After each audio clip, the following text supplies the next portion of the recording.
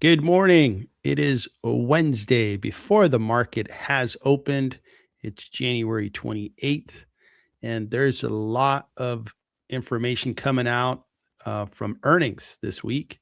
We had several earnings yesterday, some big ones, some big moving reports, and we have even more today. We have some earnings reports coming out of ASML, GEV, AT&T, Progressive, Starbucks, Elevance.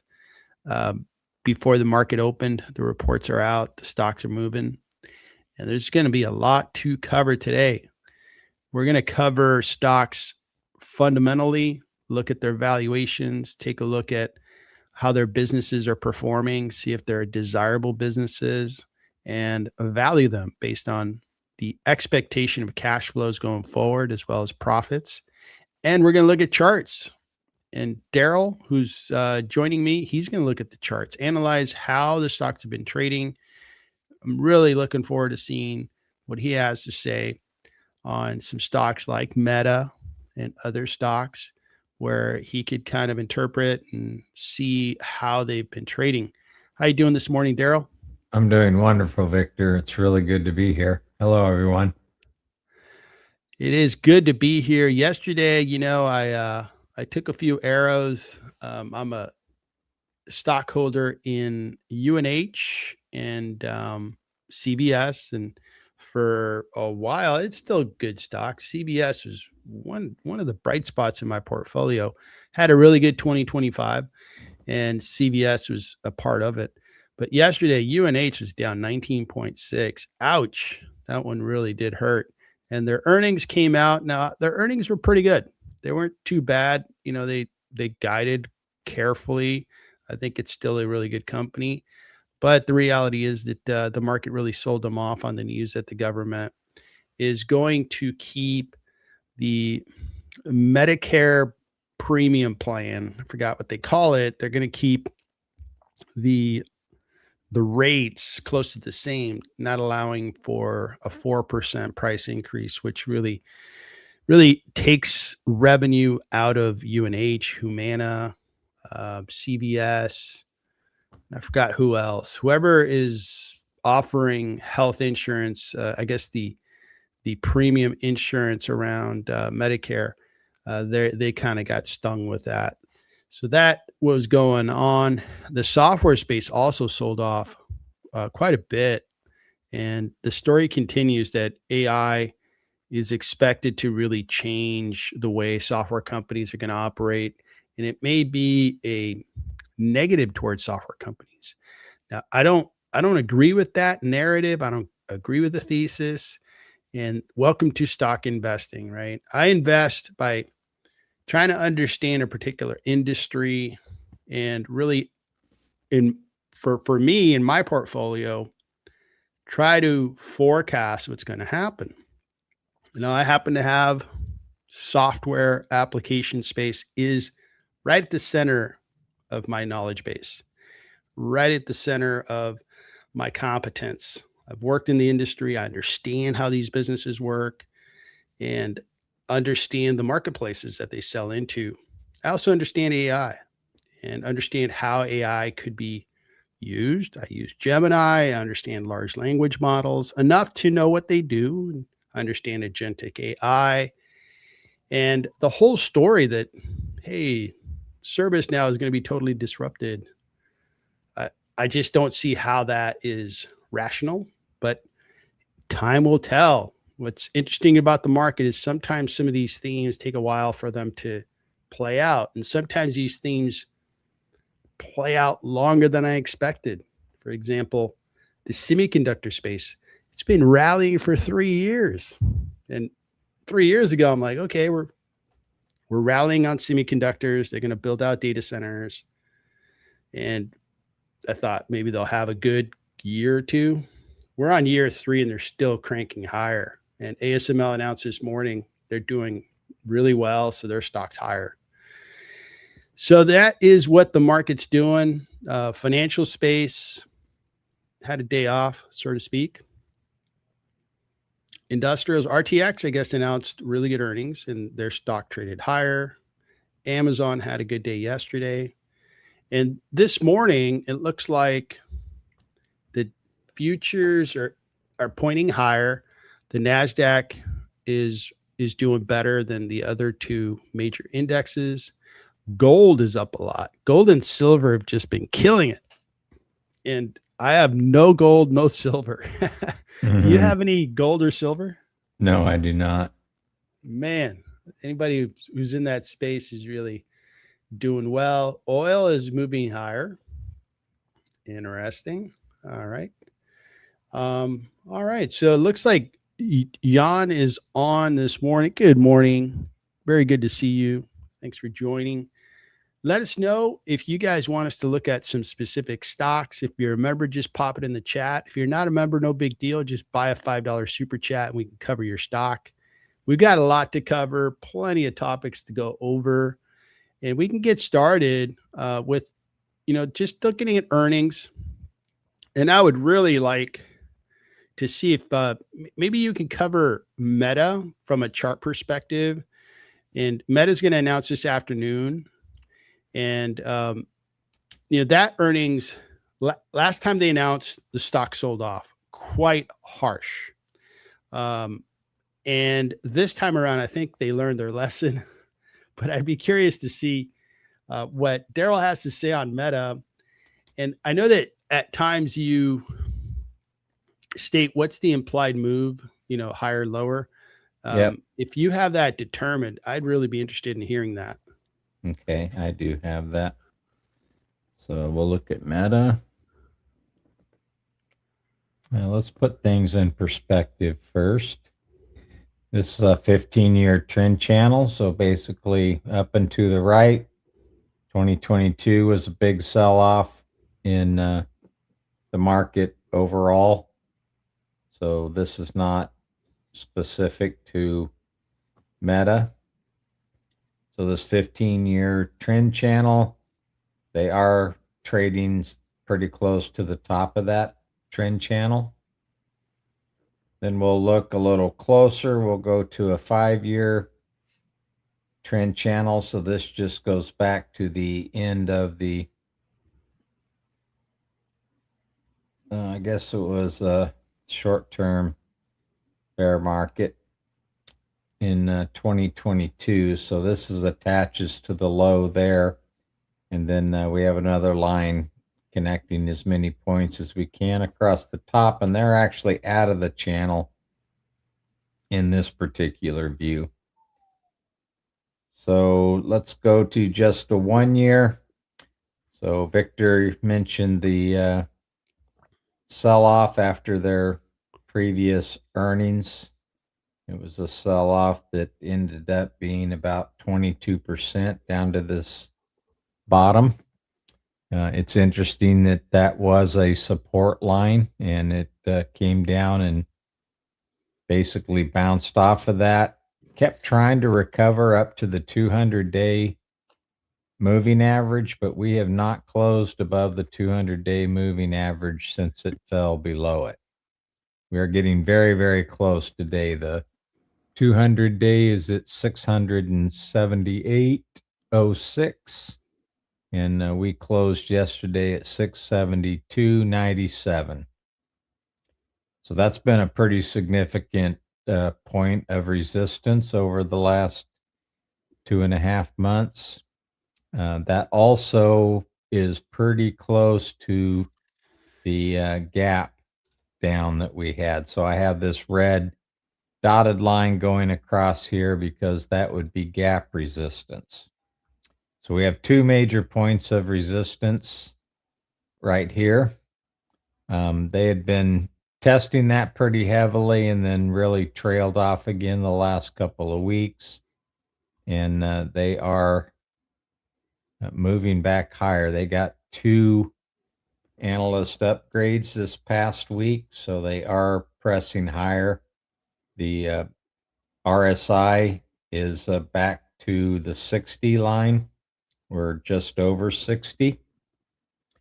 That has been a point of resistance on the 5th of January, the 28th of October, the 17th of September. We hadn't been above the 60 since the 15th of August. So that seems to be, as far as momentum goes, that seems to be some resistance as well. So it'll be very interesting today. Well, tomorrow, actually. Well, maybe even today, if it runs any higher. I don't know what they're doing in the pre-market. Let me look real quick. They're up slightly. Yeah, they're up 0.25%. So we'll see if they can break this 60 line. On the PPO, we do have a buy signal. We got a buy signal last Friday. And we do have a buy on the RSI. If it's above 50, that's in bullish territory. This resistance has been somewhat of a concern. Yeah, and, So- and looking at the low that I guess the resistance line that they hit there, I bought shares around that point.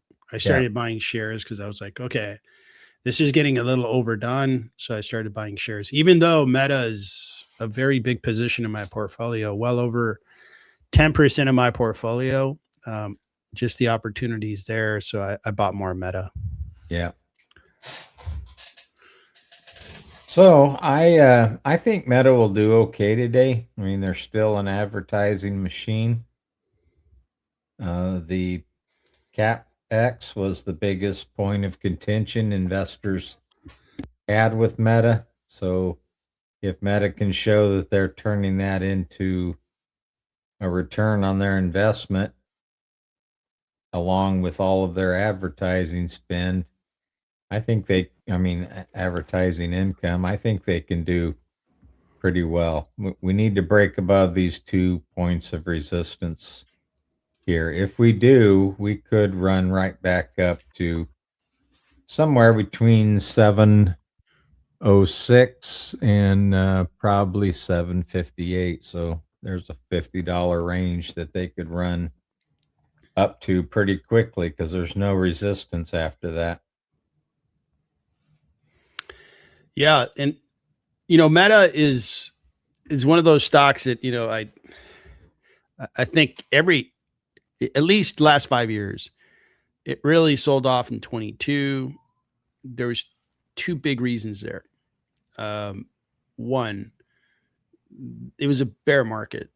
All stocks were selling off. Two, they really went big on the metaverse and they didn't achieve return on investment. And it became a huge opportunity. I mean, buying Meta below $100 a share, any share you bought in that time, you can multiply that times 6 in 3 years' time. So that was a very, very good move. And each time, sells off, it's a good buying opportunity. Even this occasion, I think, is a buying opportunity. So I'm thinking Meta is going to be just fine so long as they keep growing their revenues and keep just cranking out all that profit and free cash flow. As we look at their quarterly actually got better. Look at that number, 26% growth on a big, big business in the quarter. They did $51 billion. This is not a small cap. This is a big, big cap.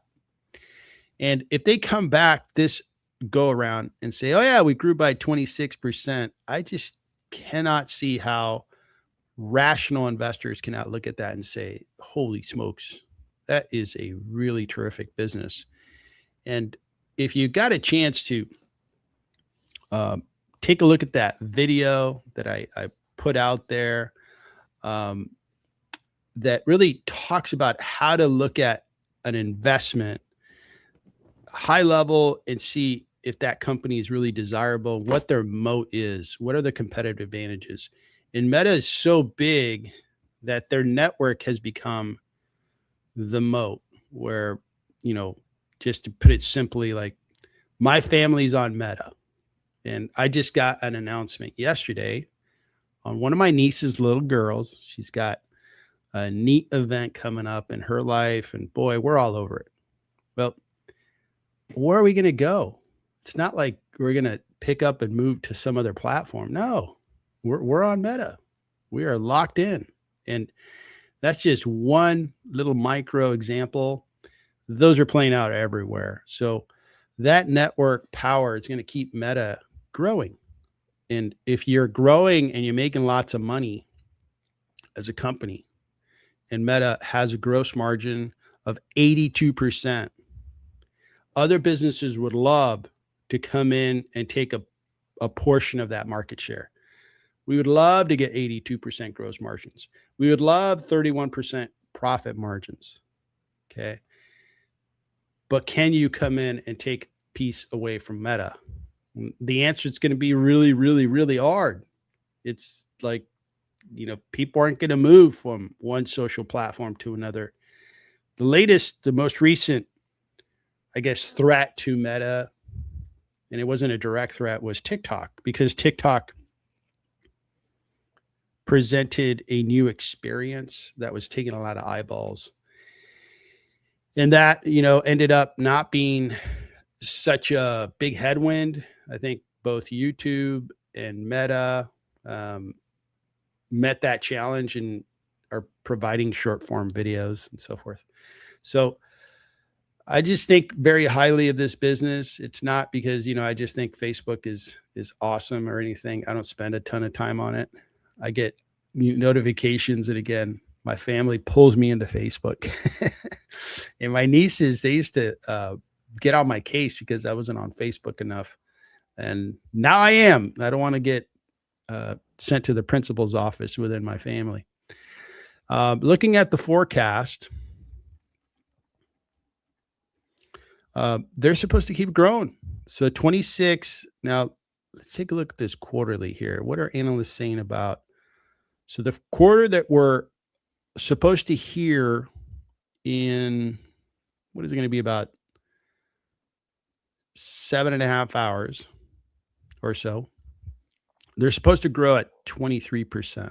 So that's what the market's expecting. That's a good growth number. That puts them at $59.46 billion of revenue. The earnings per share is supposed to be $8.37, which is growing. And they're supposed to, I don't know how much guidance they're going to provide next year, but we'll see. Next year, or I should say the next quarter, growth of 23.68. This is really good. Okay. So if they come in as expected, hey, we're growing at 23 and we're probably going to grow at 23 and we're going to make lots of money. Okay, great. And it's not showing the PE ratio. They usually do. Your stock analysis changed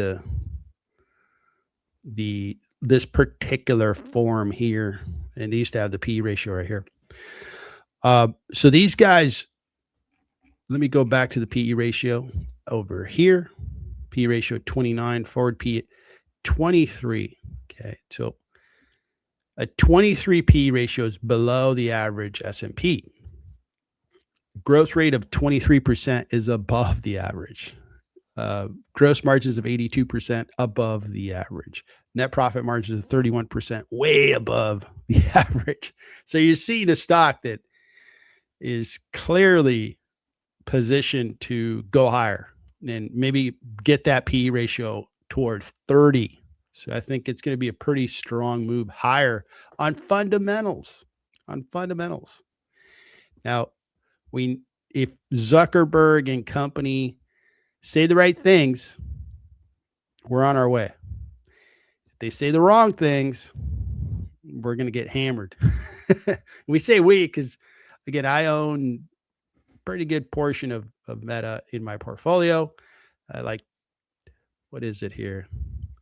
Meta's 10.7% of my portfolio. So I'm looking forward to this earnings. I think they're going to be fine long term. I really like the business. I think they're discounted.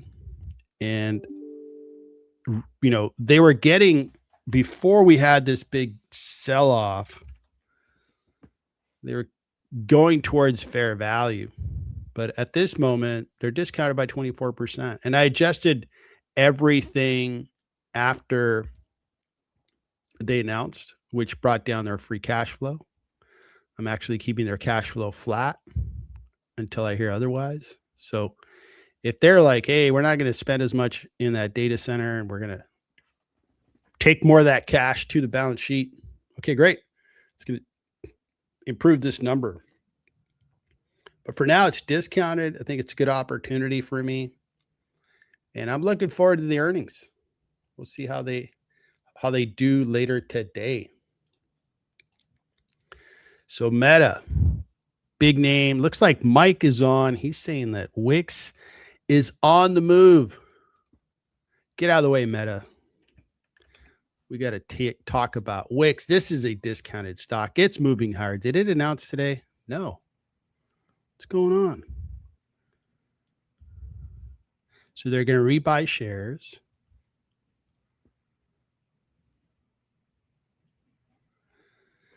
Overall, Wix has been beaten down. It's growing at 13% top line. It makes money. Look at this earnings per share. That's so low. And it's not a business that's been contracting. It's a business that's been growing. It's a small business. We just looked at Meta. Meta's 25 times bigger than this. But this is a terrific growth company. And its gross margins are good. Profit margins are adequate. They are continuing to grow. And free cash flow is terrific. So I have Wix discounted along with a lot of different software companies. These guys provide software that enables small businesses, people to have websites that look really impressive. So I don't think that's going to change, but the whole narrative is, well, with AI, it's going to change things.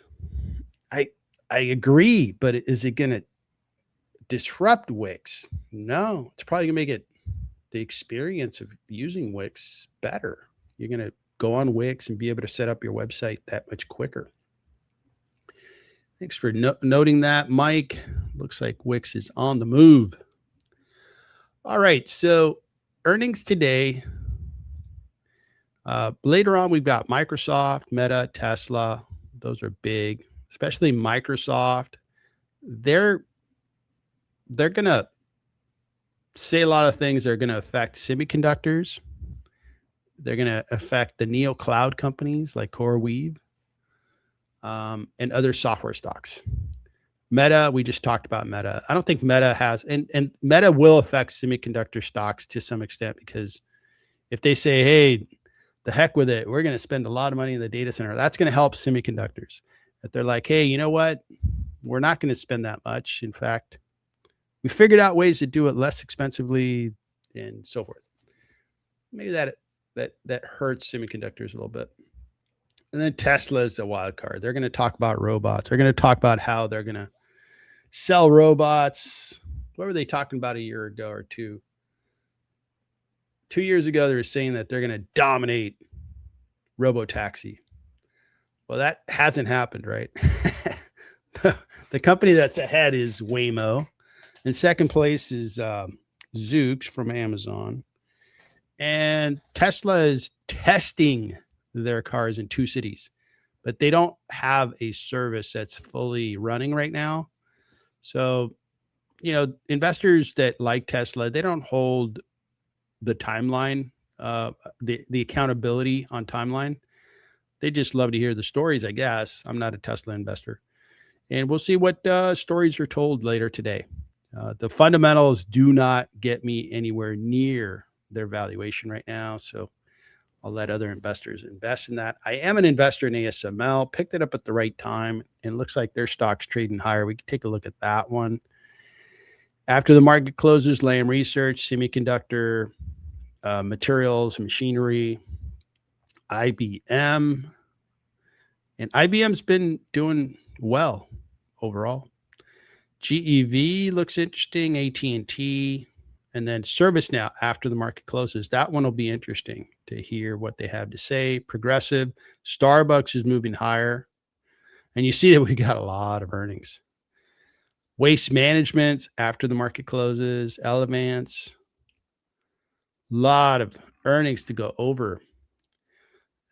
Okay, so we have some requests. We've got Zealy wanted to look at CEG and TLN, and then Sam wanted to have us comment on United Health. So we can go all over those.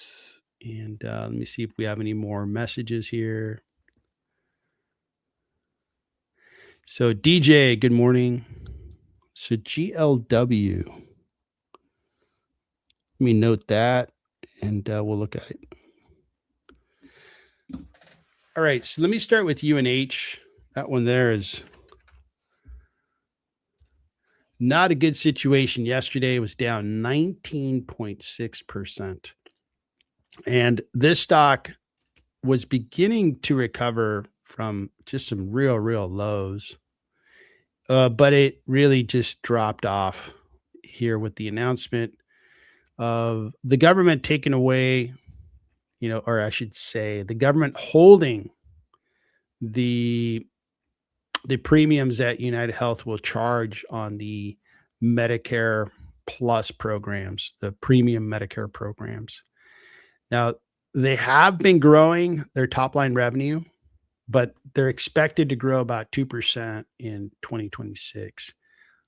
I think that was also on investors' minds as they evaluated, hey, you're going to grow slower. And they're also insuring fewer lives. If you watch the video I produced for members, I kind of break that down.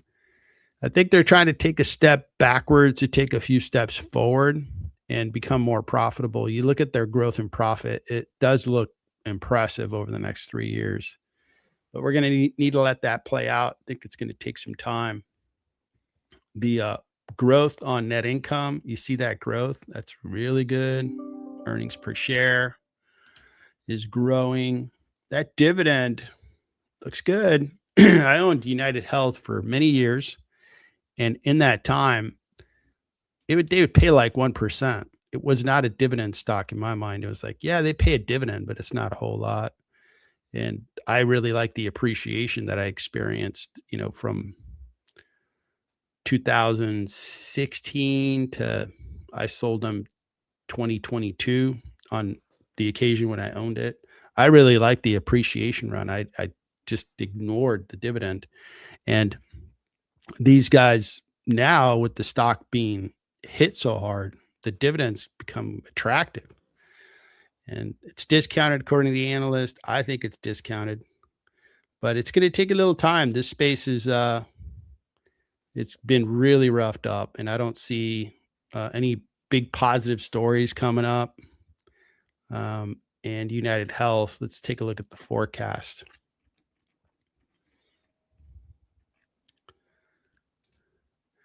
So for the year we're in, 2026, they're going to grow 1.5% top line. Their profitability is going to grow by close to 9%. And then see this growth here. I think this is what they're trying to do is, hey, we don't want to necessarily just grow and have a bunch of, new revenues that bring down our net profit margin. We want to grow that bottom line. And that's what they're going to focus on, bringing down their PE ratio quite a bit. So that's what their strategy is all about. And I think that United Health is discounted. It is, let me show you my valuation on it.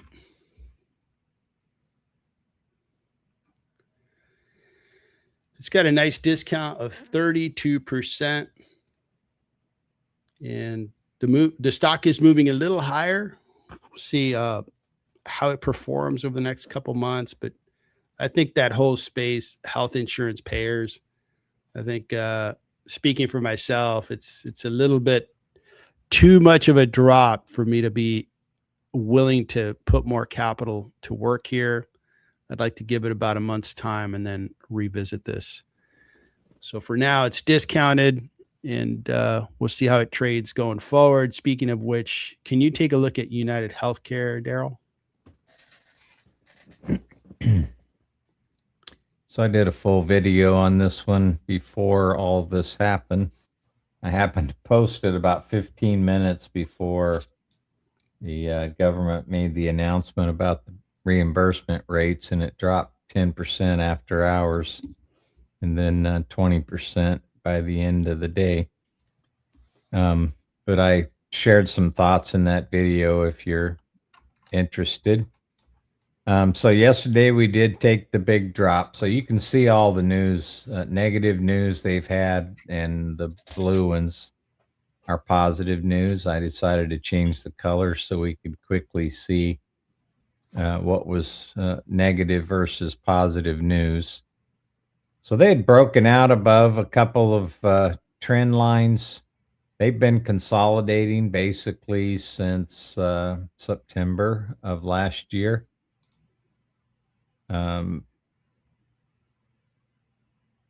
They had made it above the 200, and now 2 days ago, we got a 50-day crossing over the 200. Yep, and that is reversing today. Let me zoom up on this picture so I can see it. 330, 78, and 330. So the 50 is still above the 200, but they both started turning back down yesterday, the 50-day. So, wow, the RSI dropped all the way down to 30 from 60. That's huge. That is a huge move. And let me look at how much volume we had. We had 65 million shares trade yesterday, and the 50-day average is 8 million. So 8x volume yesterday.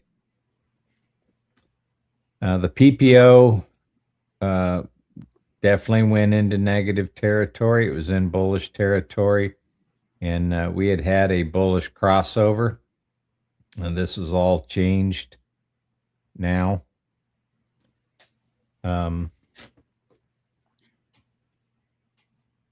So anyway, I had cut my position in this in half at the end on the 31st of December. So I missed out on some gains of about 7%, and you look like a dummy for a while, but then you save yourself 16. So you never know when these kind of announcements are going to break out, because it's an exogenous event. Nobody knows it except Congress. And you can't really plan for these kinds of things. So But now I know why all those congressmen sold United Healthcare a month ago. Is they watched your video. Yeah, they may It have. wasn't Yeah. that they had inside information. Anyway, carry on, sir. One of the things that led me to conclude to go ahead and sell is all the bad news that happened last year. They did get finally below fair value. And then, we got Berkshire buying in, some other super investors buying in. They had some news about 70% of their membership could be in a qualified plan that increased reimbursements from the federal government, and they quickly rose above their fair value and even above their normal market multiple. So I was thinking at the end of the year that the news isn't that good. And then I started just looking from a year out.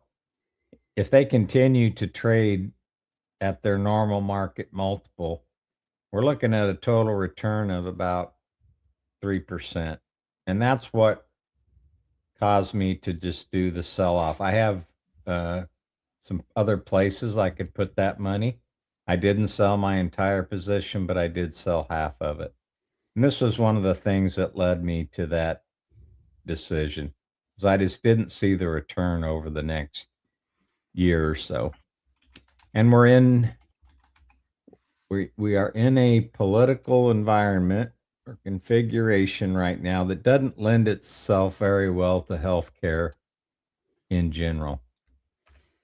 So I thought the risk was probably a little higher than I was willing to accept and decided to reduce my exposure. But I am still holding it. I still have my half of my holdings.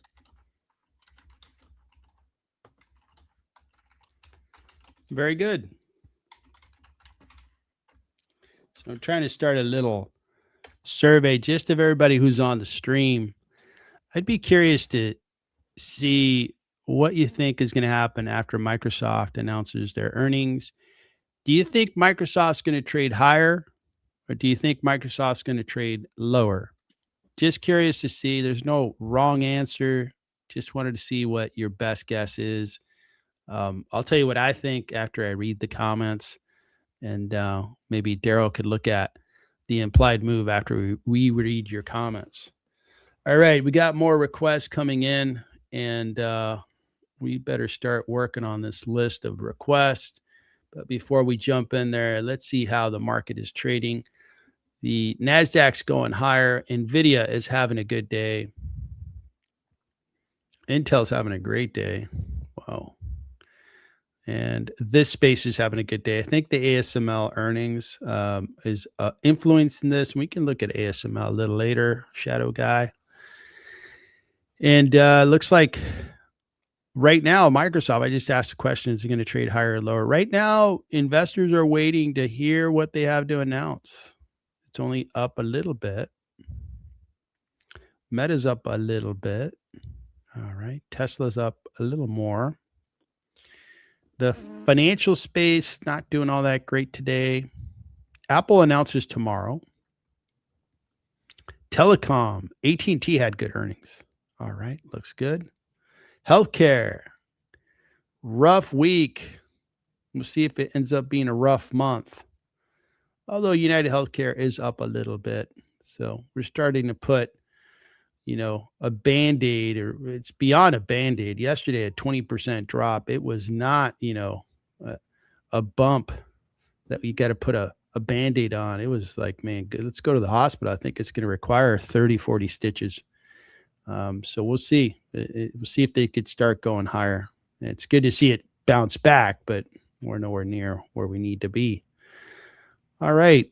And I heard that Starbucks had a good day, so it looks like they're moving higher. Looks good. The energy space keeps going higher.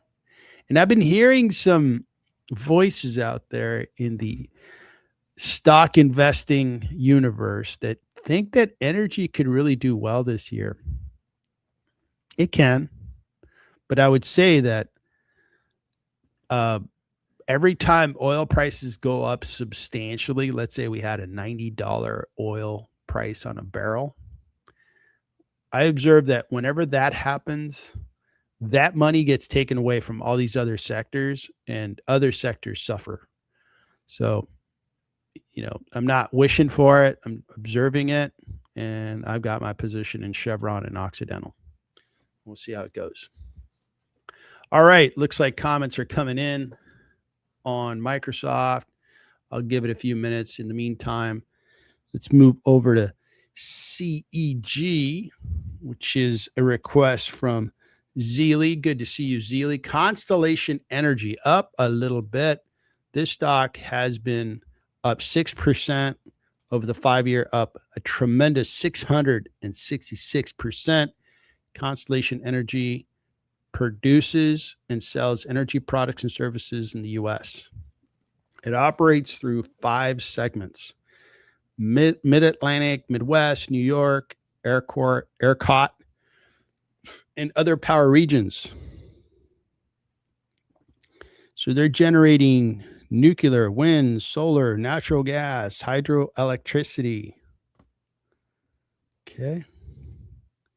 This is a utility. Okay. We know what that's about. They've had a tremendous 5-year run. The run started when, I guess, AI became, hey, we're going to need a lot of power. And the stock's gone higher. Now, what's interesting is the stock has certainly worked for the 5-year, the 1 year, not so much. And their revenue hasn't grown a tremendous amount. Utility space, I think if you're a regulated utility, you can't immediately increase your rates. you need to go. Speaking of California, I live in California.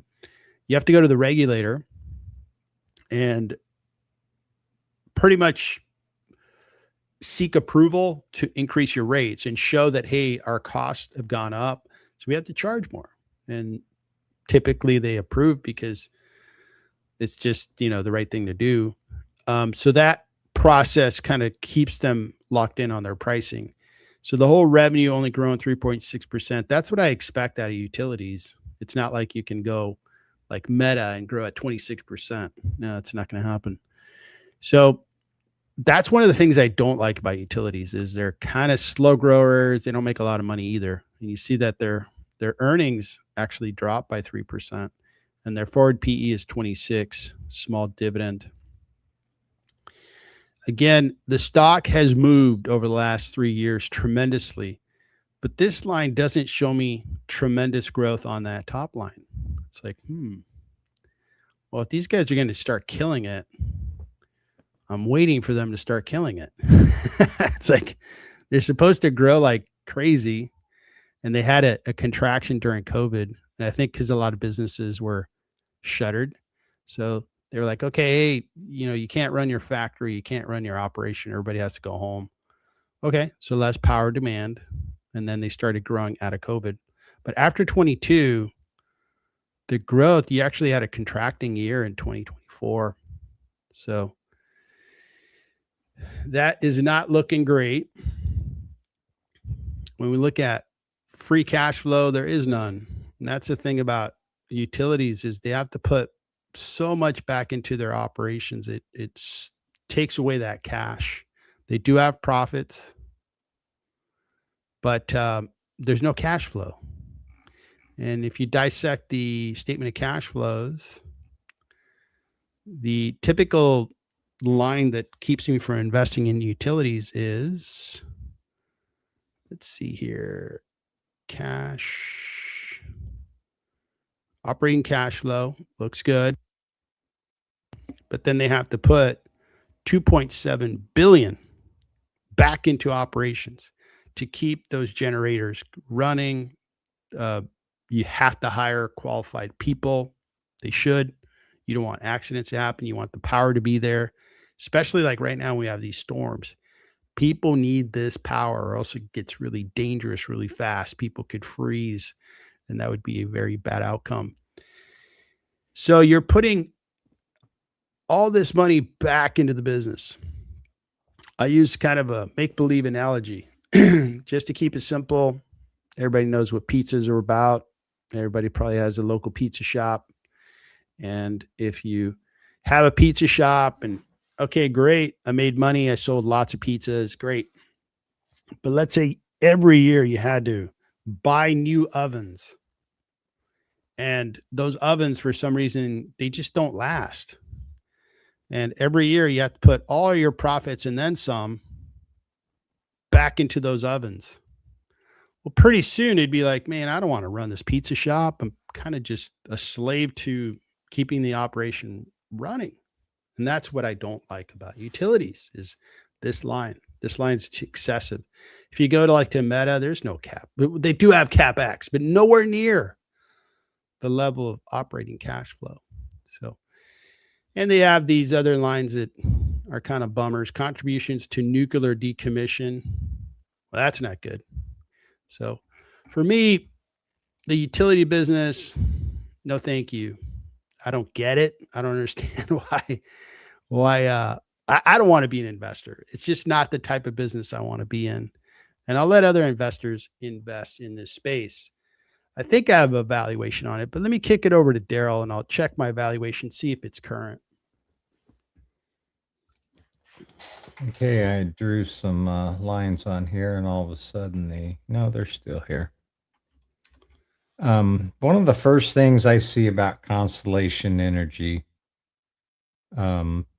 is they have prices that are running higher, at least up through October, and they're starting to lose some steam here. They're trading below a 200-day that's upward sloping. 21-day cross below, 50 days declining. But one of the more relevant things that I see is they are in distribution mode and have been in distribution mode since the 30th of May. So I don't really, this is a consolidation, but it's more of a distribution. So institutional investors are starting to move out of this one. And that's always a little bit of a cautious sign to me. We also see higher prices. We see less momentum, and they're currently at an RSI of just 32. They had not been that low since the right before the tariff announcements, and then when the tariff announcements were made. Money flow is negative. So I'm thinking for the time being, this one has probably run its course. Let me, they've had a super run, but I think for the short to medium term, I think they probably run their course.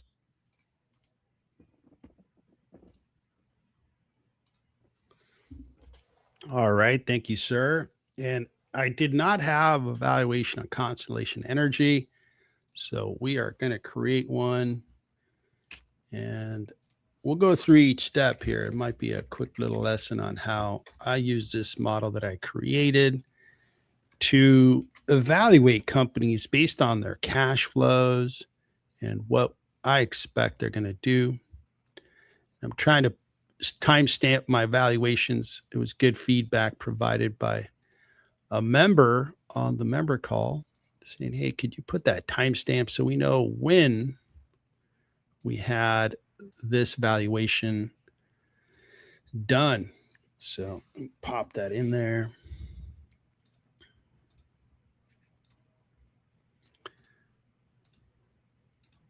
Okay, so got that ready.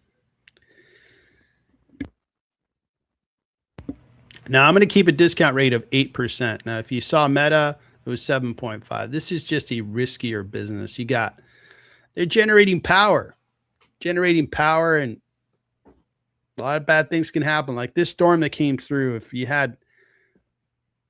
I'm happy that the reports were that there was plenty of power for everybody. But if you recall in Texas, like, I don't know, 4 or 5 years ago, we had a bad storm and there wasn't enough power and people were really, really put at risk. I'm sure those utilities were really put under the gun there. So that kind of stuff can happen in this industry. All right. So free cash flow, we're not going to have any of it. So let's take a look, and I'm going to look at a screen that you guys can't see. So I can do my data entry here. And when I look at their free cash flow,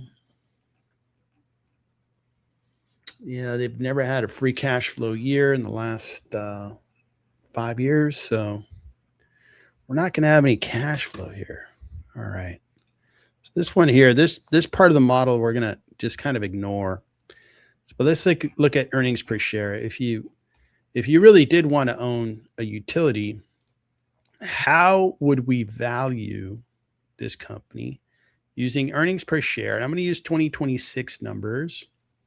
The revenue is expected to grow 12% this year, and their earnings per share will be 11.36.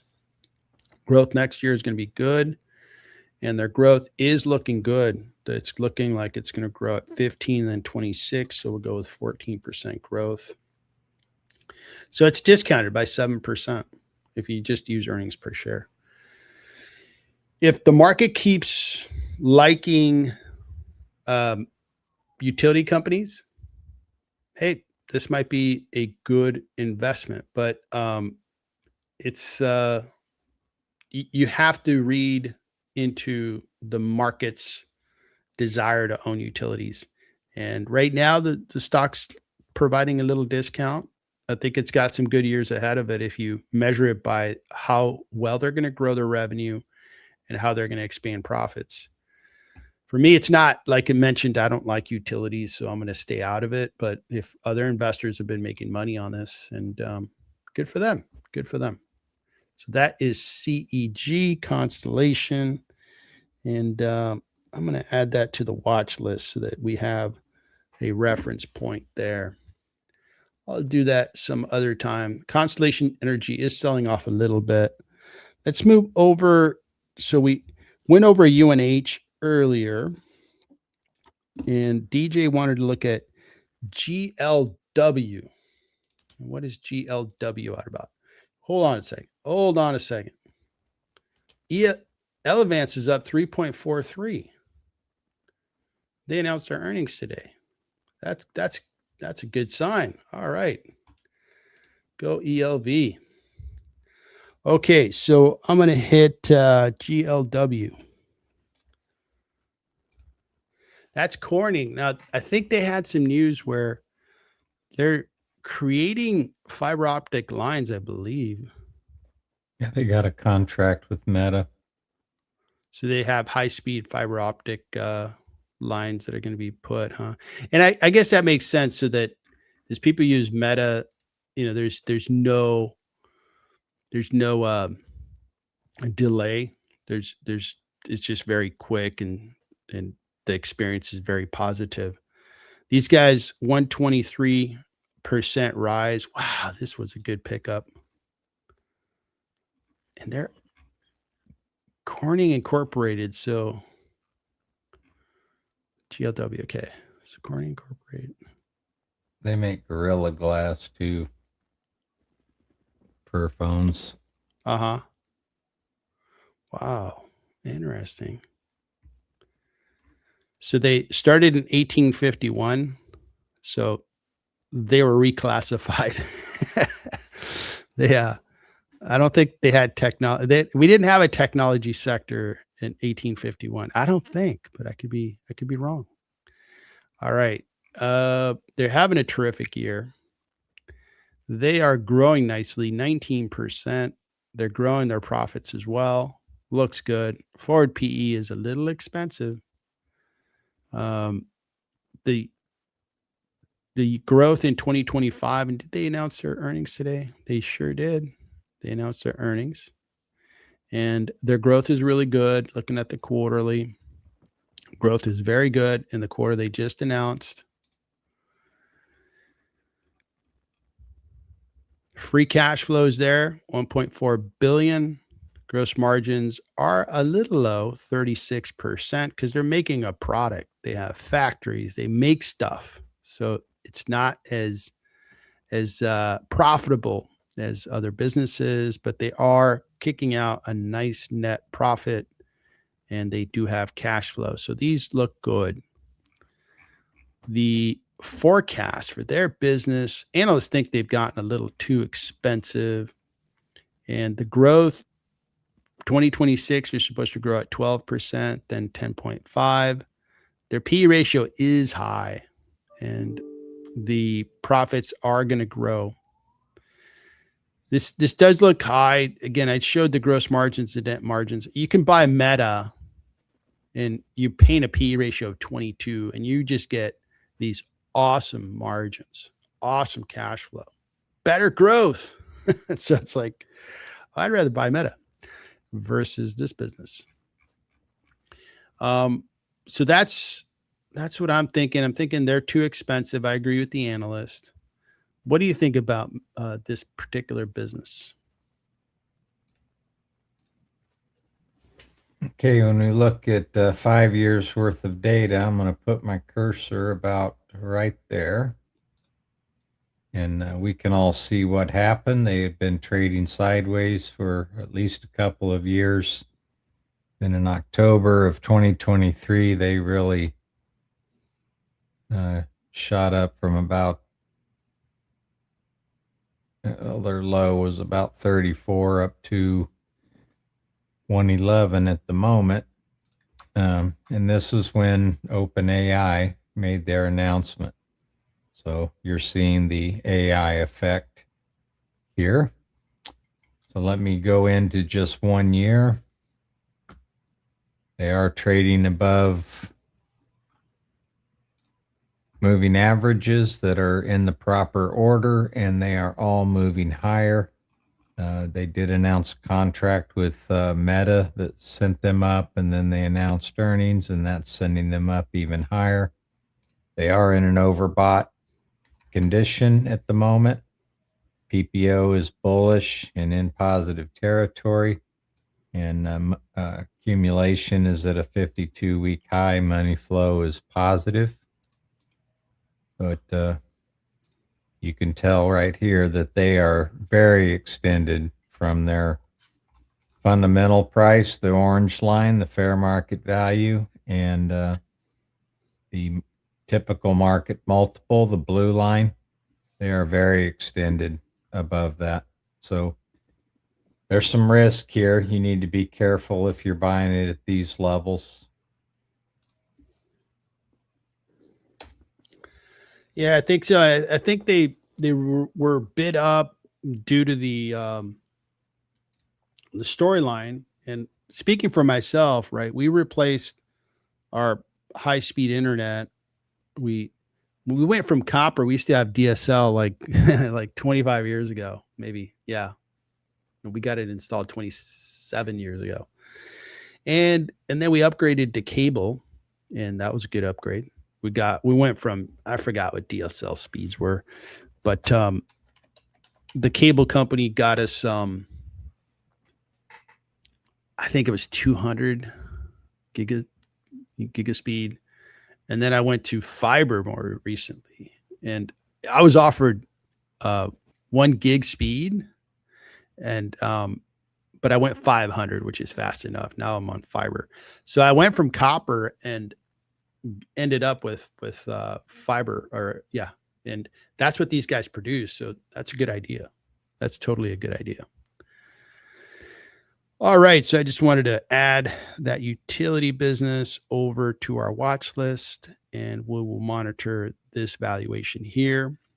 Two other names in that space for cabling in data centers is Credo, Uh-huh. CRDO, and Amphenol, APH. They both have very similar, they all three have similar looking charts. All right, so let's take a look at SLB, and SLB might be moving. I would have thought they moved higher. So they are supporting the energy industry and digital and integration, reservoir performance, well construction, production systems. Yeah, these guys are a big, big company that helps the oil industry. They're more of I consider them more like a construction or a service provider. They are not extracting oil and selling it. They're helping the oil industry. $75 billion market cap. Revenues have not been doing well because the oil business has not had a great, previous 12 months. Oil prices haven't been all that high. Their profits have been going down. So when we look at this run, I think the whole Venezuela and, geopolitical tension with Iran, we got Russia and, the trade restrictions on Russian oil. I think that's what created this run. Okay. The expectation that oil companies are going to contact SLB and say, hey, we need you to help us either build a well site here or there, or maybe refurbish one. All those things are potentially in play. That's logical, totally logical. So the stock went from mid 30s to 50. If oil keeps rising, SLB stock will keep rising. It's pretty simple. And these guys did have back when oil prices were fairly high, 2022. Look at their revenues. And then oil price started to come down and the revenues came down with it. Now there's probably it's hard to time because oil companies, these investments are huge. It's not like, hey, we're going to create an oil site over here, let's throw a couple $1,000s at it. Nope. You're throwing hundreds of millions at it. So they really weigh that carefully. They want to make sure that well site's going to be really, really good. And then they move forward. They do have good free cash flow. 4.3 billion. Their margins, this is a service-based business, so it's not very profitable, but they do kick out a net profit. They pay a dividend as well, so that looks good. And analysts think they're fairly priced. I think they're fairly priced. It's not a stock for me. It's done well because the COVID days, right? They kind of throw us off. Back in COVID, something that never happened in my lifetime, which was oil prices went to zero. They didn't have enough storage because these oil sites, they just keep pumping oil. Well, all of a sudden, the world said, hold on, everybody go home. And nobody was driving. At that time in California, I'd go visit my mom every week. And she's now 90, but at that time she was, I guess, about 85. And we'd sit in her porch and catch up. And the freeway for me to get to my mom now takes me about an hour. And when nobody was driving, it would take me like 20 minutes. Man, there was people flying on the freeway. We were going, I would keep it at 70 miles an hour. But let me tell you, I was pretty much on the slow lane because, other folks, the California Highway Patrol was having a problem. They started issuing out notices. Hey, we're going to start pulling you over, especially if you're going over 90. And that's how there's few cars on the freeways, and oil demand went through the floor. And when that happened, it was a weird situation for oil companies. It really put them at risk. Schlumberger, SLB, they used to be called Schlumberger. Look where their stock went. Boom. So when we look at a 5-year, we're looking at I think a artificially affected chart. We really should be looking at, hey, these guys were really high back in the day when oil prices were higher. I remember in this era, Exxon became the most valuable company in the world. That was, I think, during George W. Bush's presidency, and he was from Texas, and he did help the oil industry. Just calling the balls and the strikes. I happen to like George W. Bush. I'm an oil company investor, just kind of giving you a little bit of history. But from there to here, Schlumberger has not been an investment that I want to be in. So that's where we're at with this company. I'd rather be a Chevron stockholder or Occidental stockholder because those guys, they do make lots of money when the oil goes higher. They have better margins, but that's my opinion. What do you think on SLB, Daryl? This is not one I invest in, but they have been on quite a run here recently. We have all the moving averages in the correct order, and they're all moving higher. They are overbought at the moment. We got a buy signal back at the beginning of the year, probably right around the Venezuela activity. We do have accumulation moving a bit higher. Looks like it's at a 52-week high. Money flow is currently positive. We step back maybe a few years just to see where we've been. These are highs we last saw in 2024.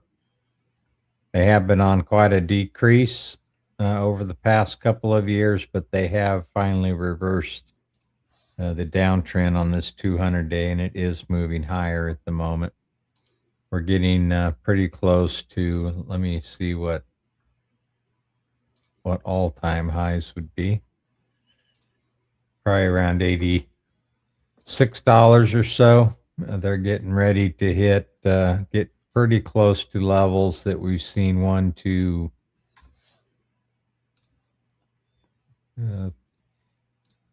at least three or four times that they've hit several times. So you're going to start facing resistance probably about at $58 a share or so, if I were guessing.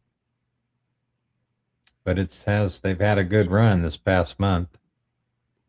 They're up about 32%.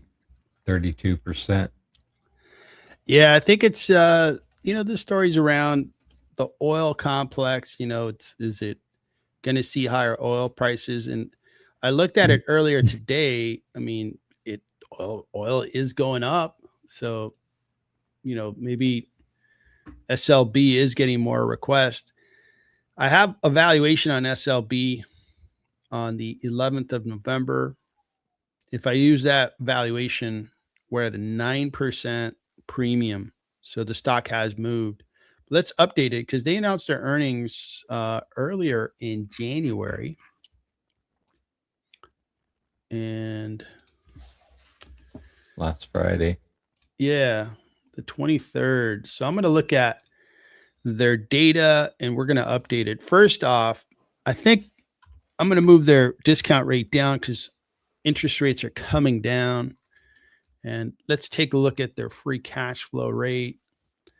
Their free cash flow including the quarter that was just announced, it looks like the free cash flow is better.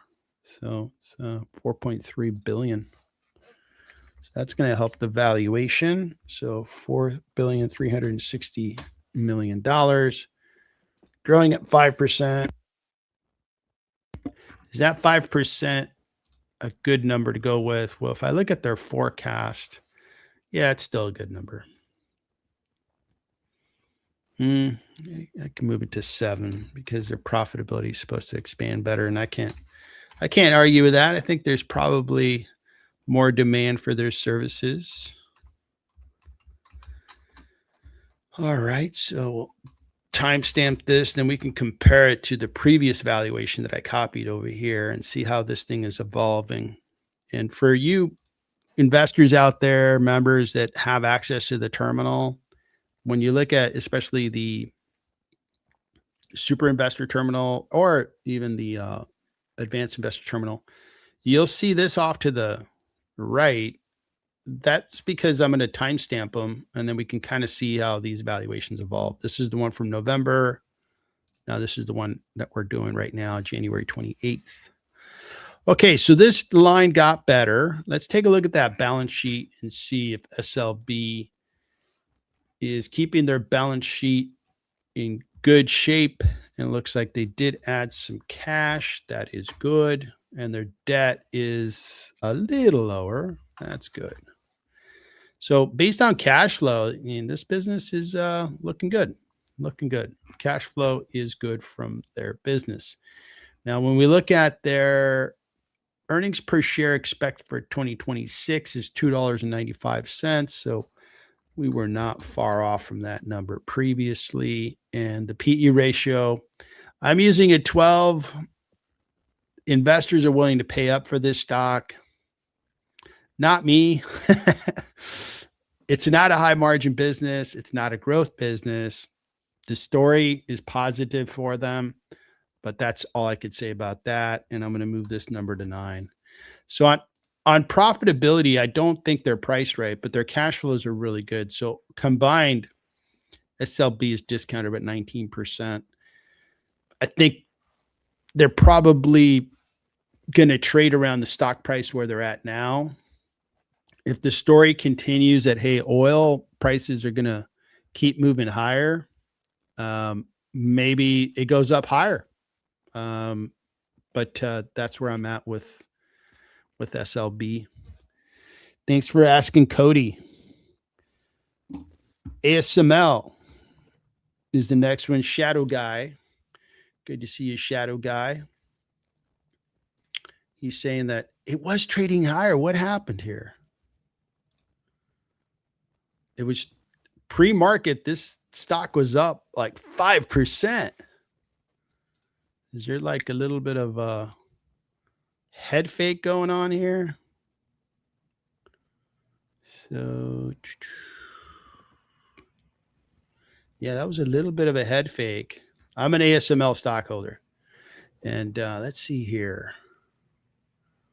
So market cap, this is a big market cap. This might be the biggest market cap company out of Europe. 562 billion. And they grew their top line revenue 15.6%. net income grew 27%. And these guys have a massive competitive barrier. You want to compete against these guys? Good luck. These guys made big bets 20 years ago. And they make these machines that are larger than a bus. And those machines produce semiconductors. And now the semiconductors are so darn small, they use all kinds of technology to create these incredible business. And I did buy into this company at the right time, and I'm sitting on a nice gain that didn't take long for me to make that money. So let's take a look at their forecast here. This business is supposed to keep just growing 6%, 15, 10, 14. Very good. Profitability is going to expand, and it's going to trade in the mid 30s. So it's gotten expensive, frankly. And I'm going to show you my valuation, and we'll update my valuation because we have new numbers. But I've been sitting on this stock going, geez, the stock has gotten expensive. I think, before I make changes, and actually updated it yesterday.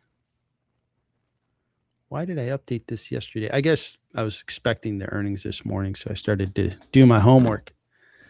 And I'm going to have this as a reference point, 32% premium on ASML. So that's expensive, but the stock has been going higher. ASML, just over the last couple months has really moved higher. So we see ASML good, 110% appreciation over 1 year, but just really over a couple months, this thing's up almost 50%. So it got expensive real fast. But let's see if maybe the valuation is looking great for ASML. I'm going to look at a screen you guys can't see just so I can look at free cash flows and stuff. And let's see if stock analysis is yeah, look at that. They updated everything. Nicely done. Stock analysis. The business is growing by 15.5% on the top line. Free cash flows look really good. Free cash flow is 11 billion. 11. Is this in euros? I'm going to have to check that. It's in euros.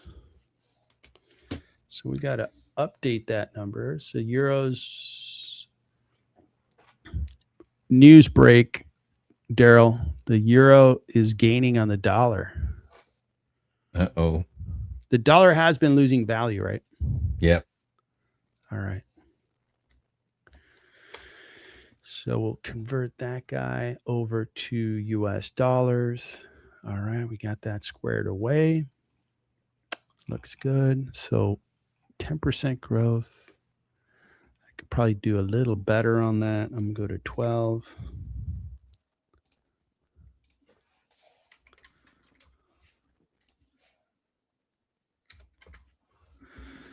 All right, let me check the balance sheet, see how that's looking. It's at the lowest value we've had since early 2022. Oops, put in the wrong number there. And 3.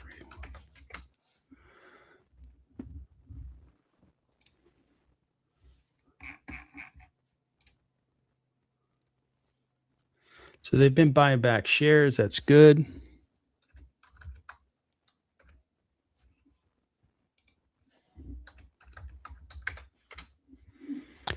All right. So on cash, I can't get to their valuation. Stock's been moving higher real fast. Analysts think it's fairly priced now. In 2026, their earnings per share is going to be €27.33. And that's what we have. Growth rate of 15%. That's good. And I'm giving them a pretty expensive P ratio of 32. I'm going to trim that back a little bit. So I think they're too expensive. I'm holding my shares, but ASML is expensive. That's where we're at with ASML. Incredible business. All right, so let's take a peek at the comments. Curious to see if people are weighing in on Microsoft.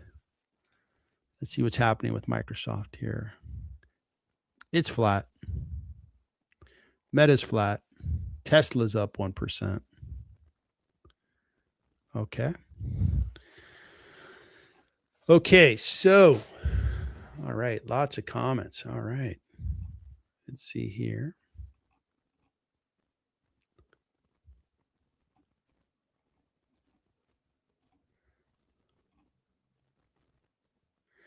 All right, so I'm going to look for the comments. Do you think Microsoft stock's going to trade higher or lower after they announce earnings? I only saw a couple, Victor.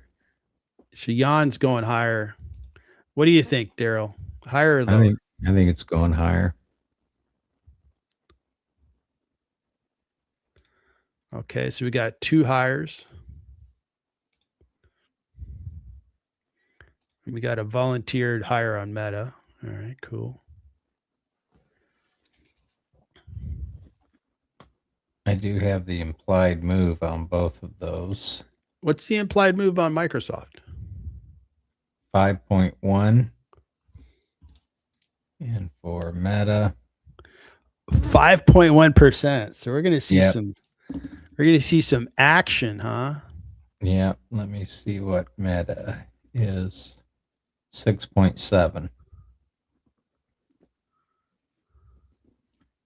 And their short interest is about twice that of Microsoft. Whoa. So we're going to see some action tonight. Hey, Tomas, good morning. Good to see you.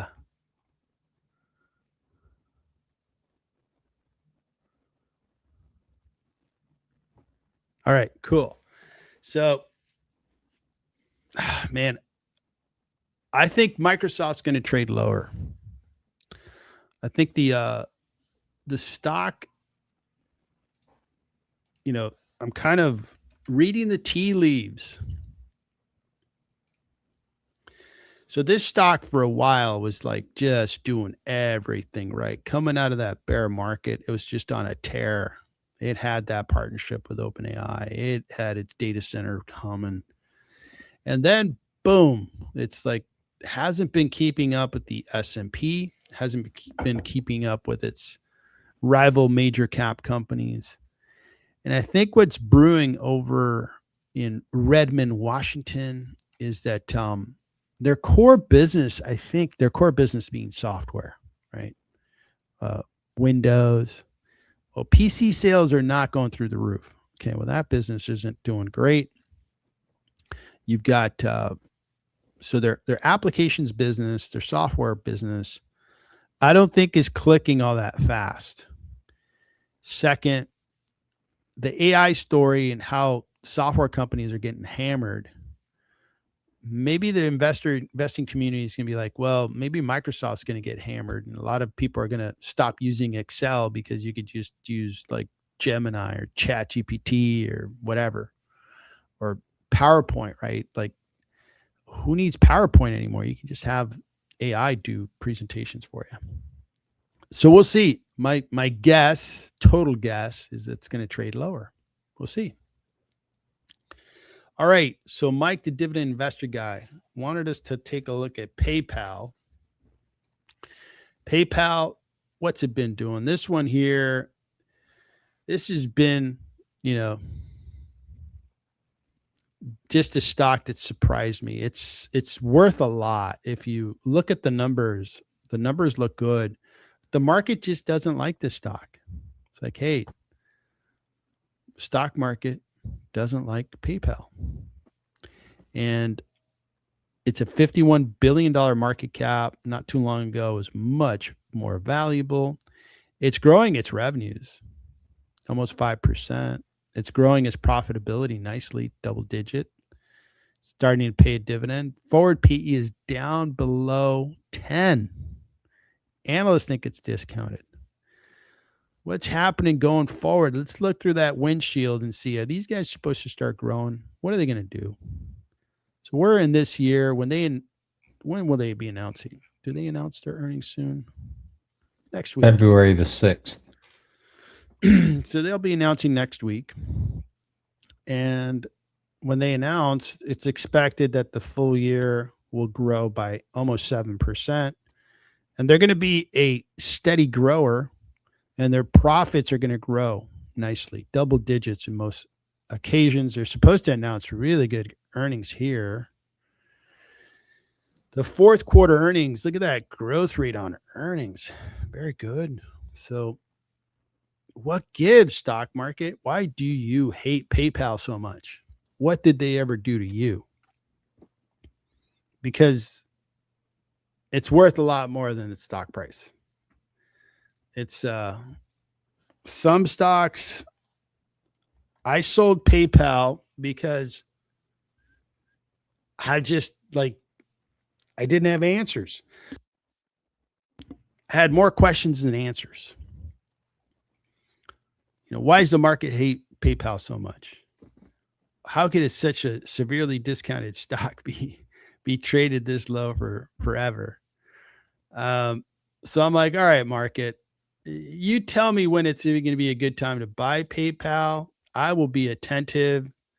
And when you tell me in the form of it starting to rally higher, I will join the party. I might show up to the party a little late.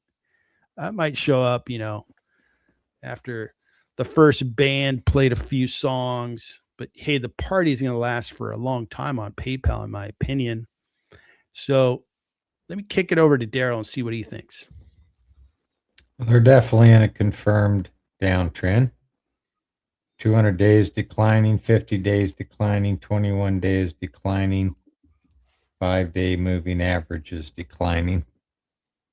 They're basically at a 34 RSI.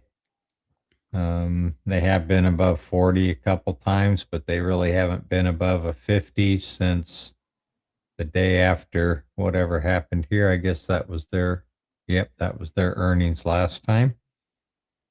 Now, this is actually what I expect Microsoft to do. They're going to shoot up and then maybe trail off. But anyway, they shot up and then started to sell off, and I am talking, it was a drastic distribution, and it does not look to be slowing down. So I'd be very wary of this one. Money flow is negative. They're at lows we haven't seen. They're lower than they were at the the tariff announcement lows, and they're below levels we even saw in early 2024. Let me go back a little bit longer. Yeah, they're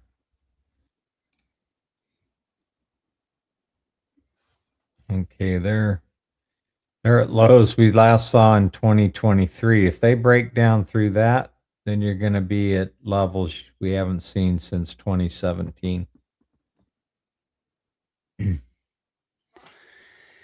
Yeah, I don't know what could kick off a rally in PayPal.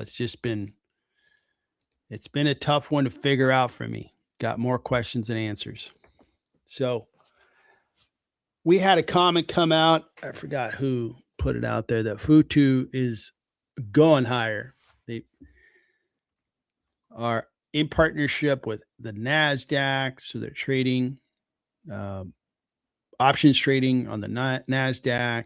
They participated in the BitGo IPO. This has been a fantastic stock, although it's been consolidating for a couple months, I guess for about 5 months.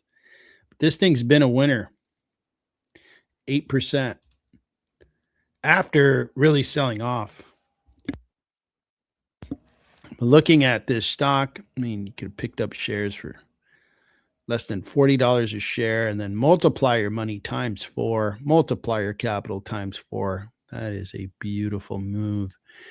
Futu, if you don't know, think of Robin Hood, but think of a Robin Hood that started in Hong Kong and provides trading to people in China, Hong Kong, Asian countries, and they do a great job.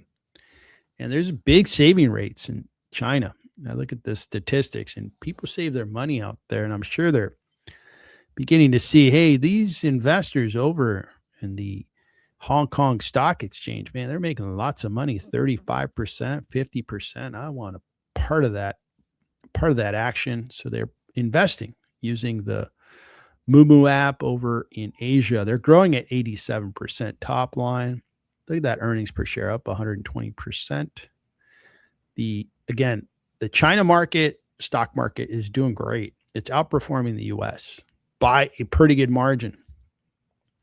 And analysts think this is a discounted stock, even though it's been going higher. You see a lot of green on the screen here.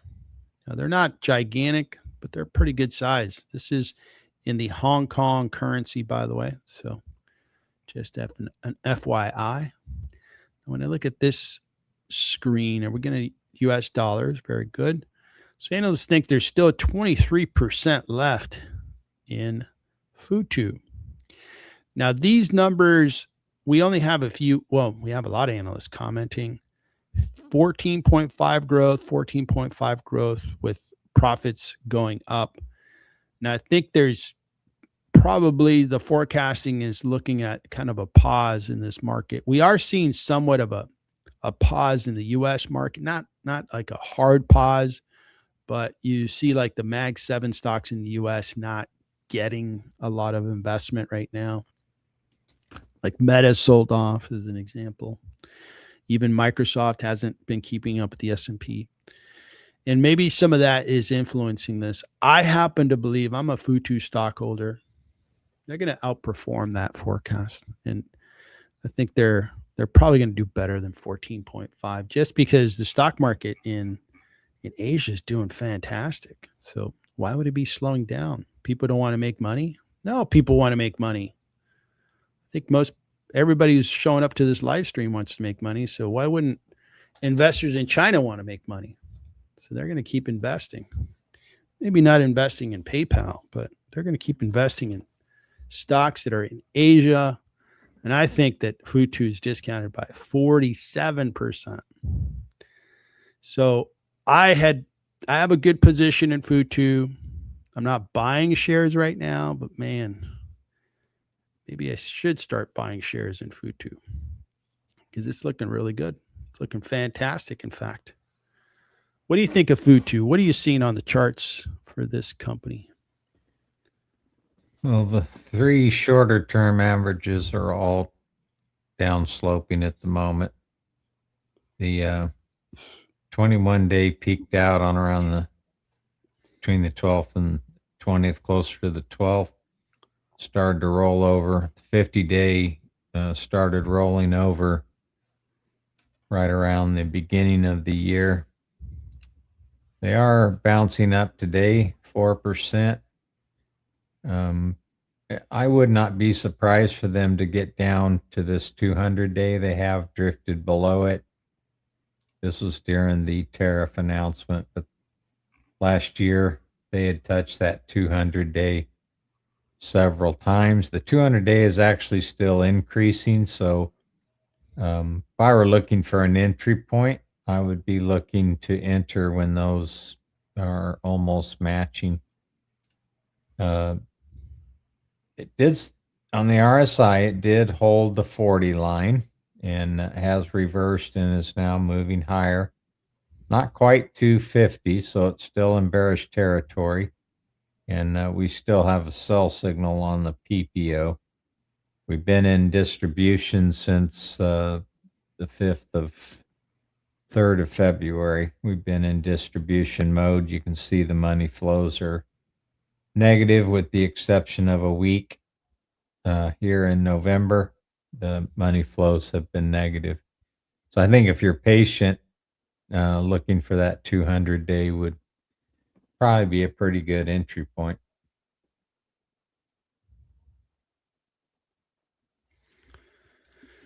All right. Thank you, sir. So the next stock is Embraer. This is an aerospace and defense company, mostly, I think, doing commercial aircraft and maybe some civilian aircraft. And this stock's been flying. It's 89.7% rise, 1,000% rise. It really sold off during COVID, right? We didn't have a lot of demand for airplanes. And boy, whoever understood this company is flourished. Congratulations. This is a stock that's hard to value for me because it's everything's in the Brazilian currency. I don't really know this business all that well, but let's take a look at some of the fundamentals. Free cash flow looks positive. This is in the Brazilian currency. Margins are a little tight, kind of low, and they do have some profit. So that top line growth looks good. But man, this stock has really flown up, huh? Pardon the pun. Look at that, flown up. Mhm. In their balance sheet, how much debt to EBITDA do they have? So balance sheet, not too much debt, looks good. So debt to EBITDA looks okay. So this one here looks like, it's not early in the trade. It's you're showing up to the party when, you know what? There's only a few appetizers left on the serving trays. The last band is on the stage and finishing up maybe their last set. This is a little this is late in the trading of this stock. And I would think that it's priced a little too high at this point. What do you think of this Brazilian airplane company? Let's take a look at the charts. We can look here, and according to Fast Graphs, their price is way too high. So there's some risk built into this one. Their fair value is closer to 30, or excuse me, their normal market multiple is closer to 39 and 25 for the fair value.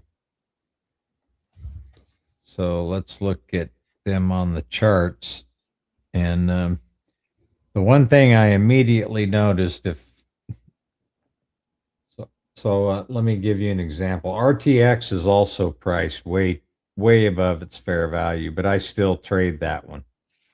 And the reason I do is it trades in a trend channel and has for the past year, and it bounces off the top of that trend channel, goes to the bottom, goes to the top. So I buy and sell when it goes through that cycle. So I wouldn't be afraid to necessarily trade this one. Just know up front it's overvalued and you're going to have to be careful with your stop loss values. But one of the things that I see is look how many times it has tested or came down below that 50-day moving average. And it's probably 10 or 12 times I see across here. So they're extended above the 50-day right now, about 18%. I would trade this one just like I do RTX. I would just be patient, wait for it to come down to the 50-day, pick up some shares and just wait because it just oscillates around that 50-day. They have been overbought for the last couple of weeks. Let me go into just 1 year. So they have been overbought since the 7th of January. They did come out of an overbought condition. They're coming back down to the 60 line. We're starting to get a turnover in the black line, which is a 12-26 day, the difference between the 12 and 26 day moving average. It's starting to move down closer to the signal line. When it crosses below that, it becomes a sell signal.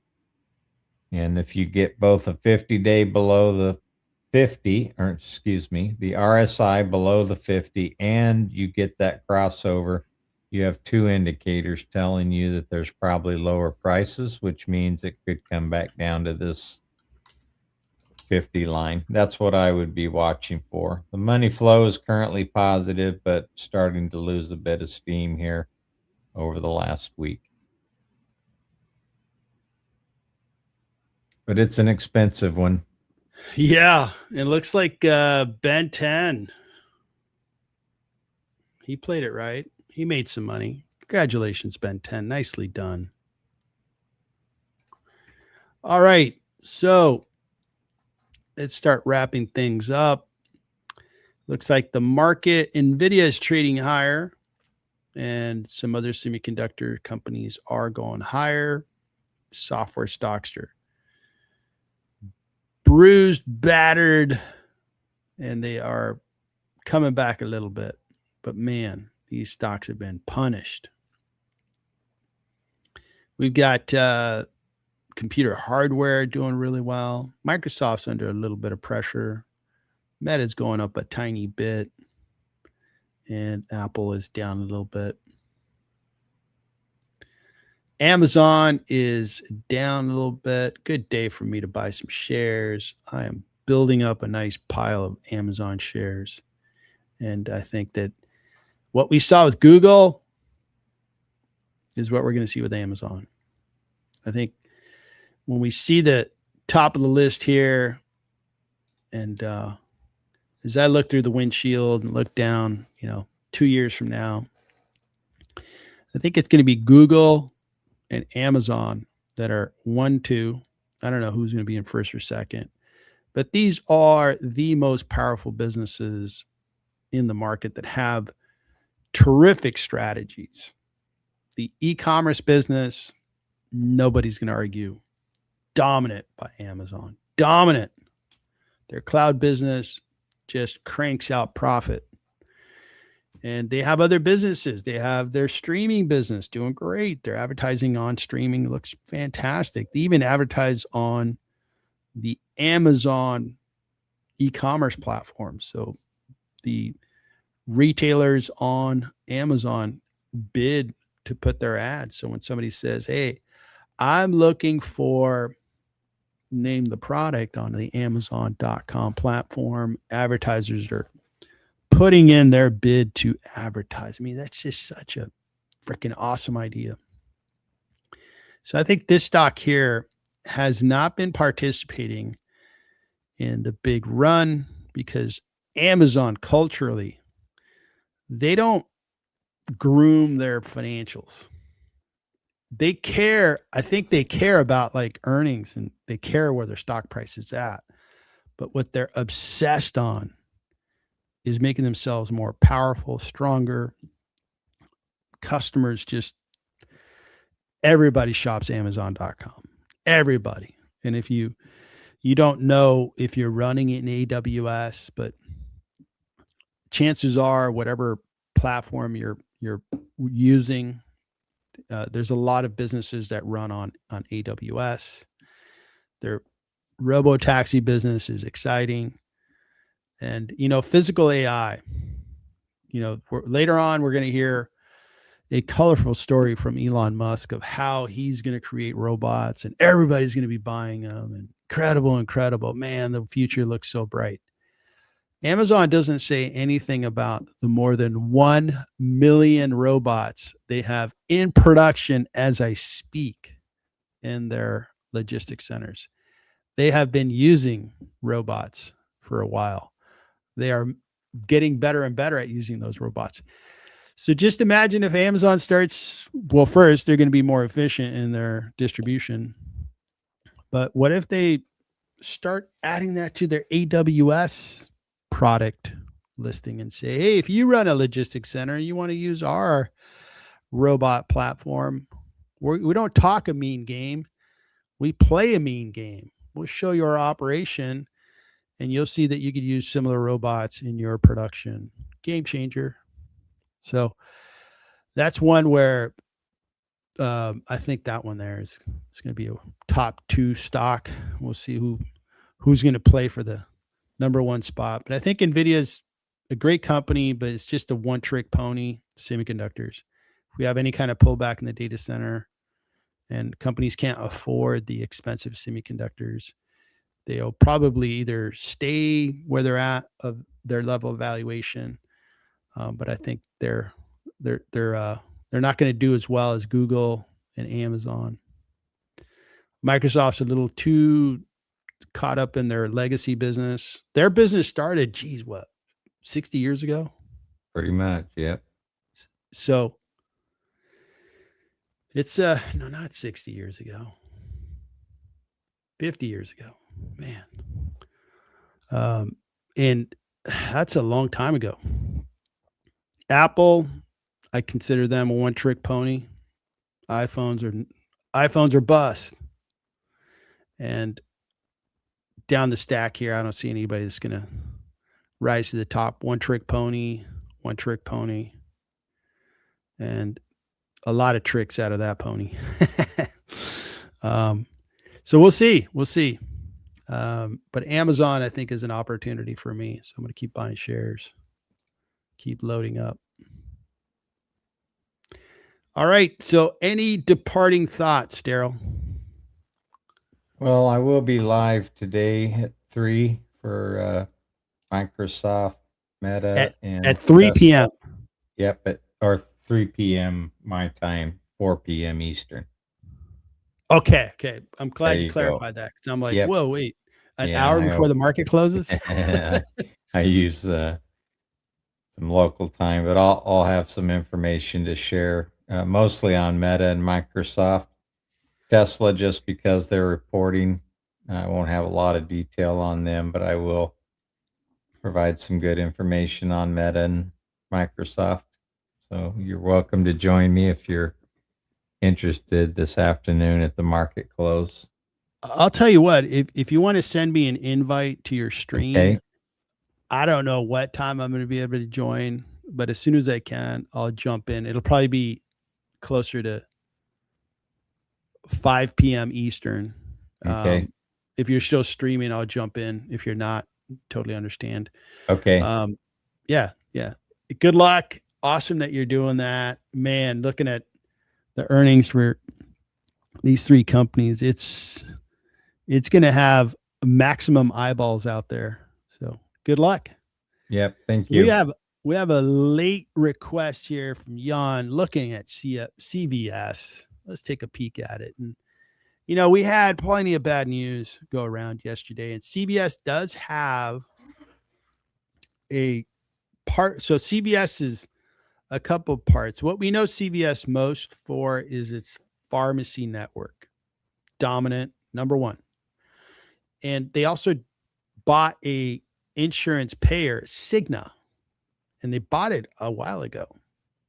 And that's what's being impacted with the government's decision not to increase the premiums on the Medicare Plus programs.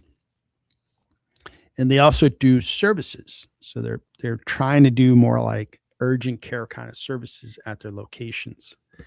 Now, something about CVS that I appreciate is green on the screen. And it's a massive business. This is like the Walmart of pharmacy. This is the Amazon of pharmacy. And I get that a lot of things go online. I get that. But man, you go to the doctor, you got the flu. Are you going to go online and go, hey, Amazon, send me that prescription? Oh, it'll be here in a day, maybe a little quicker. No. You can tell your doctor, yeah, CVS near my house. You go pick it up. You take your medication. You're good to go. So a lot of that type of behavior is not going to change. I think the whole, I think healthcare, distance healthcare, or I should say online healthcare, I think it works for, if you're just going to talk to your doctor and stuff. But if you have to go in for a test, you can't do that, over Zoom. If you have to go in for an X-ray or something like that. So I really like their top line growth. I've been an investor in CVS. I bought them at the right time. I'm sitting on a gain, but yesterday was a step back, needless to say. These guys are a massive business. They don't make a big margin on their business, but they do have good cash flow. Okay. Now, it's not the cash flow they were making hand over fist back in 2020, but it's very good cash flow. And you're going to see that they're discounted. So gross margins are low. This is similar to, like the Amazon business. You're not making a lot, but boy, when you crank that volume through there, you really get a lot of net dollar free cash flow. I see your comment there, Bo. We're going to get to your comment 1 second. So we got this year, they're supposed to grow at 9%. Next year, it looks like there's going to be a pause on growth. It's not going to be as great, but it's going to be positive. Still good. They're going to grow their profitability. They're going to bring down their PE ratio. And then going forward, they're going to grow, flat. Profits are going to expand. I think it's a terrific business. And who's going to compete against CVS, right? They pay a dividend of 3.6%. And over the 1 year, it's up 31%, even including yesterday's trouble. Who would complain about 31% appreciation plus the 3.6% dividend? I wouldn't. I would feel a little greedy. And if I look at the valuation on CVS, it's discounted. So I'm going to hold my shares. What's my position on CVS? How big is my position on CVS? 1.4% of my portfolio is in CVS. And right now I'm a little shell-shocked on healthcare, I must admit. I'm not ready to put any more money into healthcare all that fast, but maybe I should put some money into CVS. What do you think, Daryl? You going to talk me into or out of putting money into CVS? Well, I know yesterday someone asked, is anybody buying UNH? Because I had sold half my position, but I did add to it yesterday because the intraday 1 hour charts were starting to look pretty enticing. So close to the end of the day, I did pick up a few shares of UNH. Looked like it was kind of bottoming out. And so far, that's been the right decision. Let me look. CVS, I think, is probably in the same. Yeah. So I bought UNH yesterday at 281, just as it was bottoming out at the end of the day, and they're up $5.31. I think some of these are probably going to be overblown. CVS might be one in that case. I can go and look at the shorter chart. Give me just a second to move over to that screen. So here's the chart I was talking about. So I'm looking at a 39-minute bars. If we go to like 15-minute, I could see yesterday pretty much all the way until about 1 o'clock in the afternoon, the 13-hour or 13 period bar. So multiply 13 times 15 minutes. That'll tell you how much time each bar covers. But it was continually going down. So I didn't want to think about buying anything until I saw that somewhat level out. And then as we got towards the end of the day, they had both leveled out and started moving higher. And now I can see that both the 5 period and the 13 period bar are moving up, and so is the price on UNH. So let's go to CVS now. Nope, that's CVX. I want CVS. Okay, we're looking at 15-minute bars here. We could see that it was declining, but they have both bottomed out. And if we go to, I always look at multiple time frames, but the 5 period bar has stopped moving down and moving back up. The 13 period bar has not stopped moving down, but I do see the price closing above the will trend line. That's the green line. So This looks like maybe it could have bottomed out. It's not quite the same picture that I saw in UNH, but I think it's probably overdone for CVS.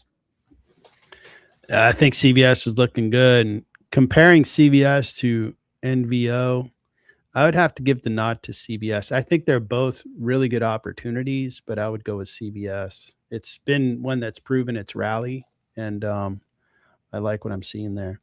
So Bo is going to ask for one more request. Thanks for the super chat, Bo. We're going to look at Duolingo. And Duolingo has been caught up in this story that, hey, AI is going to destroy their business, absolutely demolish it. And I'm not sure about that. I think people are going to learn languages, and I use AI quite a bit now. And I would say that I don't know what percentage of the time it does a good job. It does really good job with structured data and like things like it's like search being done much better.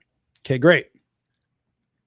But if you're learning a language and it needs to be kind of a learning platform, I'm not sure that you're going to be all that interested in going back and forth with Gemini or chat. And it's just not made that way. It's a general chat GPT, general purpose.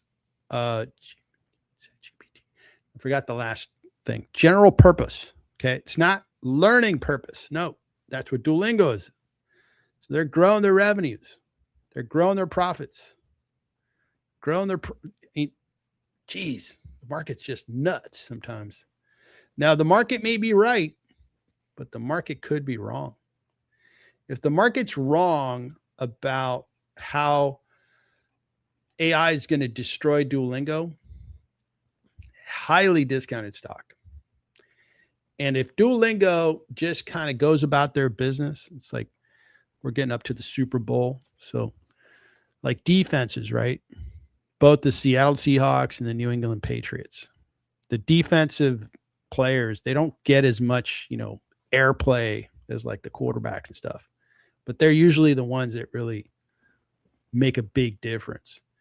And if Duolingo, like a good defensive line, just continues to execute their business plan, grows top line, grows profits, this stock's going to work.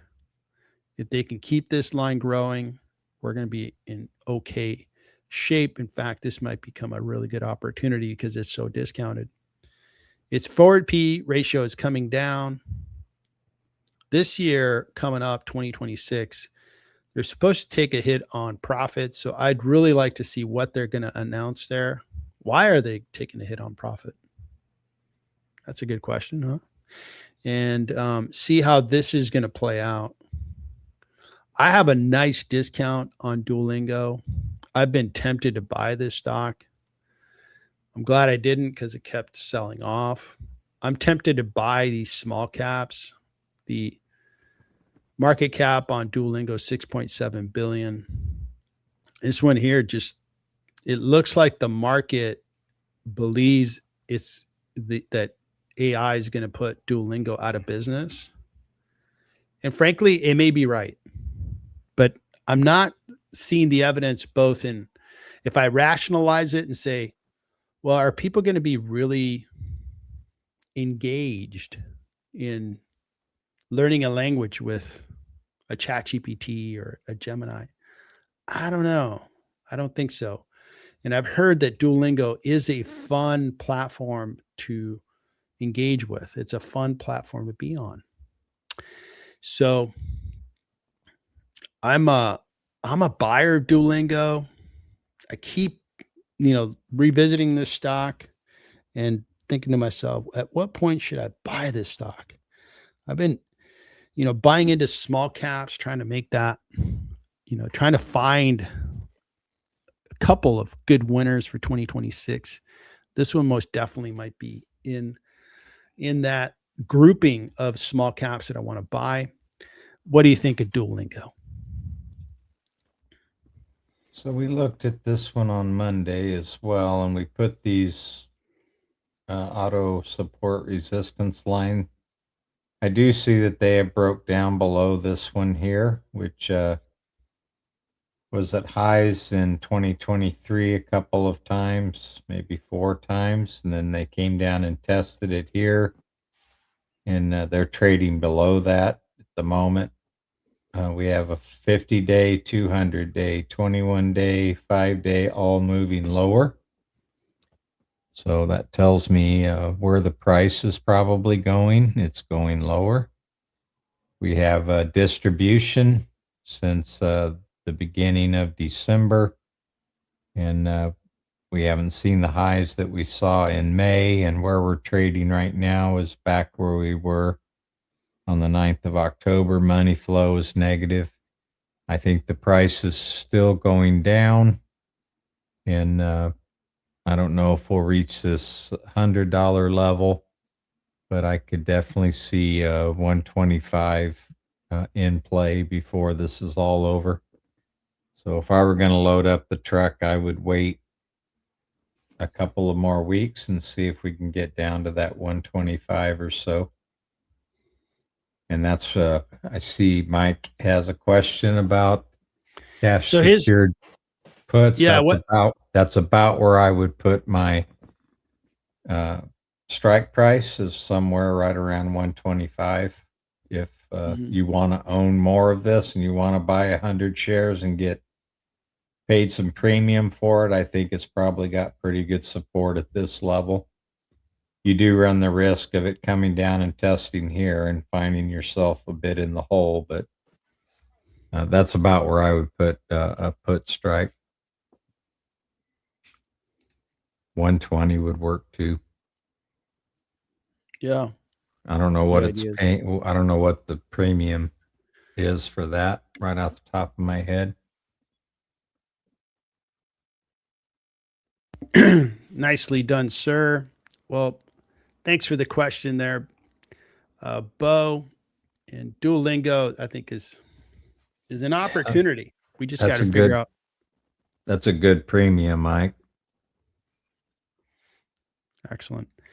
All right, guys. Well, I've got to run. Thanks so much for making this live stream really, really interesting. Please tune in to Daryl's stream, the watch party on these earnings. Man, it's going to be huge. And I look forward to hearing the news, and I'll join your stream as soon as I can if you're still going. I'll send you the link. I don't expect I'll be going for an hour because I don't have as much to say as both of us together. So, yeah. I'll go ahead and send you the link just in case. Sounds good. Sounds good. Well, everybody, have a good day. Let's see where this market goes. Looks like we've got some green and red on the screen. Some stocks are moving higher, some are lower. Looks like the big announcers, Microsoft's investors are waiting for the news. Same thing on Meta, and Tesla's trading a little higher. But the big guys, at least Amazon, Google, Amazon, Broadcom, Apple, investors are holding their capital in their pockets at this point. We'll see what happens later today, and it'll be super interesting. Well, thanks so much, Daryl. Everybody, thanks for tuning in, and have a good day. Thank you, everyone.